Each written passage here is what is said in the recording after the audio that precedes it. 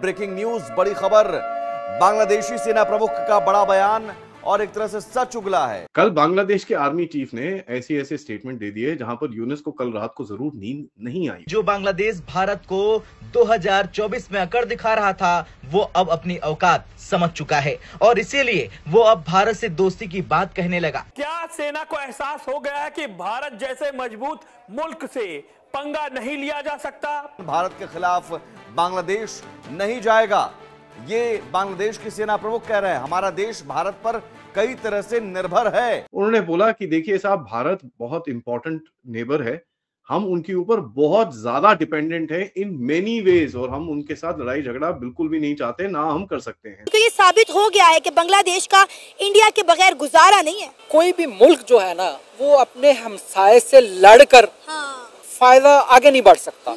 अब देखें ना, हमारी मिसाल ले लें, हम इंडिया के साथ उस वक्त से हमने सिंह फंसाए हुए हैं जब तक हम दोनों अलग हुए हैं मुल्क, ठीक है ना जी, 1947। हाँ। क्या लग रहा है आपको कि अब ये एक नई चीज देखने को मिल रही है? क्योंकि इससे पहले तो बांग्लादेश के लोग लगता था कि काफी नाराज है भारत से। बॉयकॉट भारत कैंपेन के चलते चलते अब ऐसी स्टेटमेंट अगर आर्मी चीफ से आ गए, जिसके कंधों पे ये लोग बैठ के अभी सरकार में बैठे हैं, तो ऑब्वियसली इनको पता चलेगा कि इनके नीचे जो कंधे थे वो अब हट चुके हैं। बांग्लादेश अब जो ये जो पूरा का पूरा जिसे बोलते हैं ड्रामा हुआ, या बोलिए कि पूरा का पूरा तख्ता पलट हुआ, इस तख्ता पलट के बाद बांग्लादेश इंडिया रिलेशंस ऐसे हो गए कि वहाँ की इकोनॉमी का भट्टा बैठना शुरू हो गया। इंडिया एक बहुत बड़ी इकोनॉमिक बनती जा रही है, दिन ब दिन नरेंद्र मोदी 0 से स्टार्ट किया है, वो आगे उसको लेकर जा रहा है। पीछे आपने नहीं देखा कि इंडिया का ग्राफ नीचे आया हो जब से नरेंद्र मोदी आया है, पर अब मुझे नहीं लगता कि बांग्लादेश दोबारा संभल सकता है। जैसे हसीना वाजिद की गवर्नमेंट में वो भी बुलंदियों पर जा रहा था।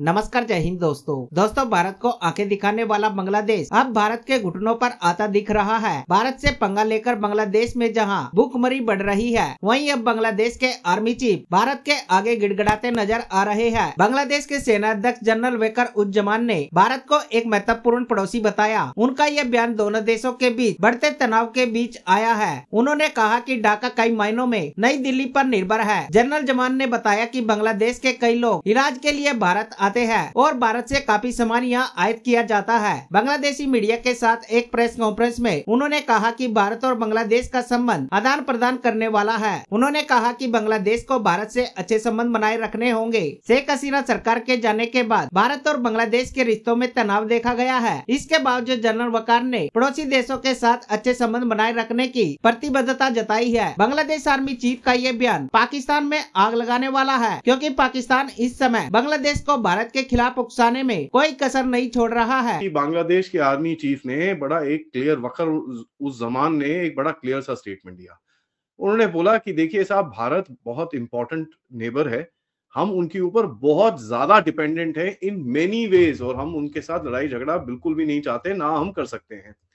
उन्होंने ये बोला कि साहब, जो भारत का इंटरेस्ट है in stability in this region, and Bangladesh को कभी भी ऐसा नहीं लगना चाहिए कि भारत उनको डोमिनेट करने की कोशिश कर रहा है।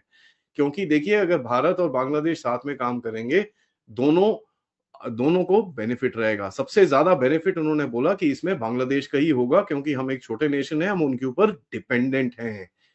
ये चीज बड़ी इंटरेस्टिंग है, क्योंकि आप देखिए बांग्लादेश के अंदर इस टाइम पे यूनुस पूनिस की गवर्नमेंट और ये जितने भी स्टूडेंट सो कॉल्ड लीडर्स हैं, इनकी तरफ से तो एक बॉयकॉट भारत कैंपेन चल रहा है।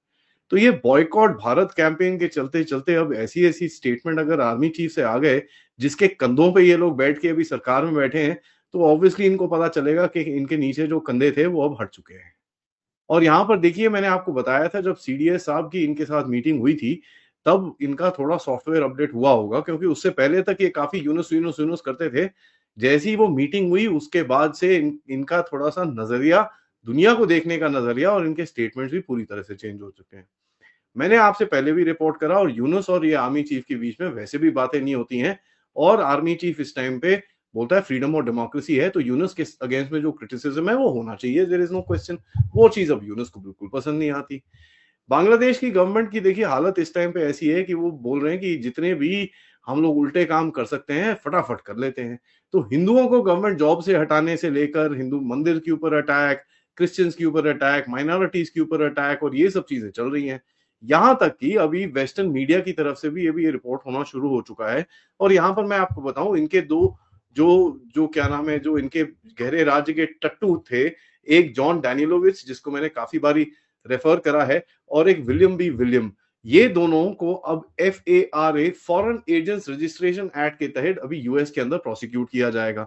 इनके ऊपर मैक्सिमम ऑफ 5 years पनिशमेंट और $2.5 लाख का जुर्माना इनको लग सकता है, क्योंकि ये अभी लोग बोल रहे हैं कि साहब, और ये यूएस की तरफ से आया है कि साहब ये लोग बहुत आगे जाके बहुत ही ज्यादा एकदम एक्टिविस्ट टाइप बन चुके हैं। यहां पर बोला case of William B William, John Danielovich and Mushfiqul Fazal